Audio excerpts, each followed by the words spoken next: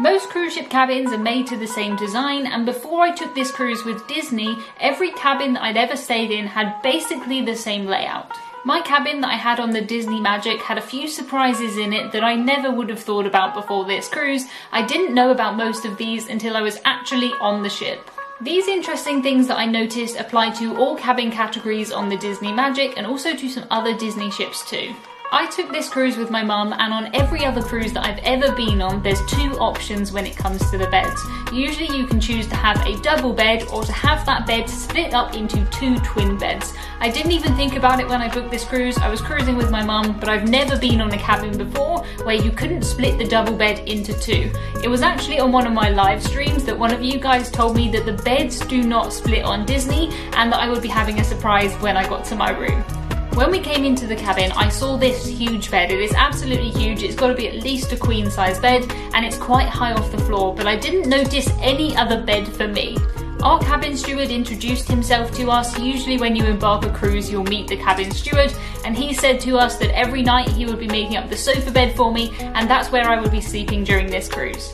I was a little bit apprehensive about sleeping on a sofa bed, especially considering how much this cruise cost me, but really that was my only option. I didn't want to sleep on the balcony, I didn't want to sleep in the bathroom, so I did try sleeping on the sofa bed. The sofa bed was surprisingly comfortable, and it was clearly a sofa bed that was designed to be used as a bed.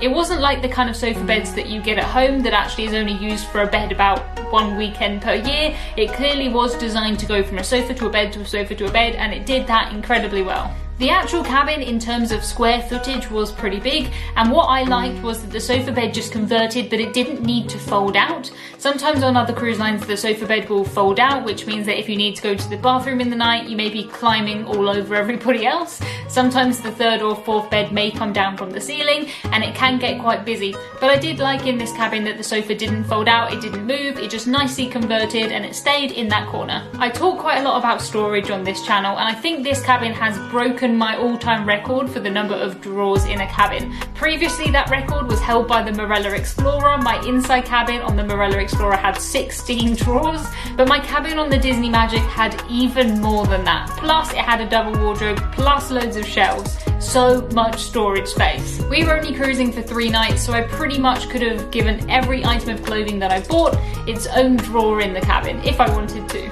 There was so much space under the bed too. If you wanted to hide under there, you could do that without any problem. I have heard that one of the reasons that the beds don't split is so that they can make this big high bed for everybody to put their suitcases under. I've never had any problem putting my suitcase under the bed even though it splits, but it is what it is, and my sofa bed was pretty comfortable. When we had explored our main cabin, my mum went to have a look in the bathroom, and what we found in the bathroom was a really tiny little bath. If you were an adult, maybe you could have sat in this bath. You wouldn't really be able to have a proper bath in it, but that's not what it's designed for. As Disney are a family cruise line, it's pretty much a little bath for washing your young children, and I imagine for that it works very well. The shower is above the bath, which means that the height is kind of restricted. It wasn't a problem for me, but if you're over 6 foot, I don't know if you would fit in this shower. I did get some comments on my full Disney review that said that some people went to the gym to shower and that there were nicer showers there. Maybe something you could look into if you are over 6 foot. Or maybe you could sit in the bath and then have a shower at the same time. I don't know. The bath wasn't really the thing that surprised us about our cabin. When my mum was exploring the cabin, she shouted to me and said, "Emma, where is our toilet?" That is a great question, Mum, and the toilet is actually in a separate room. Both of the rooms, the main kind of bathroom and the toilet room, do have their own sinks, which I think is good, but I've never been on a cruise with that kind of layout. The closest thing I can think of is on board the Norwegian Epic, where you'll have a shower in one corner of the room and a toilet in the other, but on board the Norwegian Epic, the sink is in the main room, and I much preferred it on the Disney Magic where there was a sink in each little room. So somebody could be brushing their teeth, somebody could be changing a nappy, somebody could be having a bath, and you could do that all at the same time, but not together. Your Britishism of the week is what we call a nappy. A nappy is what you guys in the US call a diaper. We don't use the word diaper at all here in the UK. It is a nappy, nappy, nappy, nappy. Let me know what you would call this thing in the country where you're from. Here in the UK, it isn't actually that uncommon to have a separate room with a toilet in it versus the bathroom. I grew up in a house like that. I have loads of friends with houses like that, but normally you don't get the sink in the toilet room. Normally it's just in the main bathroom. So I did like the fact that there were 2 sinks That was a good move, Disney. It's interesting to note the kind of old school hairdryer here in the toilet room. They do have a more modern hairdryer in the desk. I don't know why they've left this one here, but clearly they didn't think it was worth taking it down and redecorating. So technically you have got 2 hairdryers.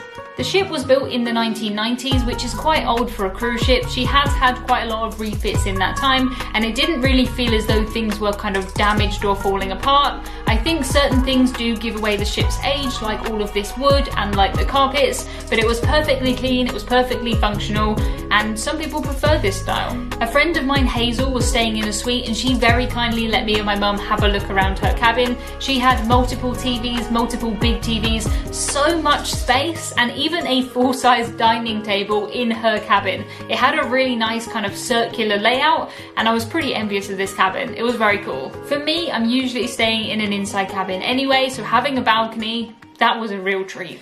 I loved how on the light switches in the cabin it said what the light switch was for. It's such a small thing, but it makes such a big difference, especially when you have 2 different bathrooms. There's no kind of control that controls the lights with a card like you'll find on a lot of modern cruise ships, and you still have to put out the piece of paper for do not disturb, which definitely shows the ship's age. Not necessarily a bad thing, but most modern cruise ships now will have just a do not disturb button. You don't normally have these kind of pieces of paper like you do in hotels anymore. Heading out onto the balcony, and we found another surprise.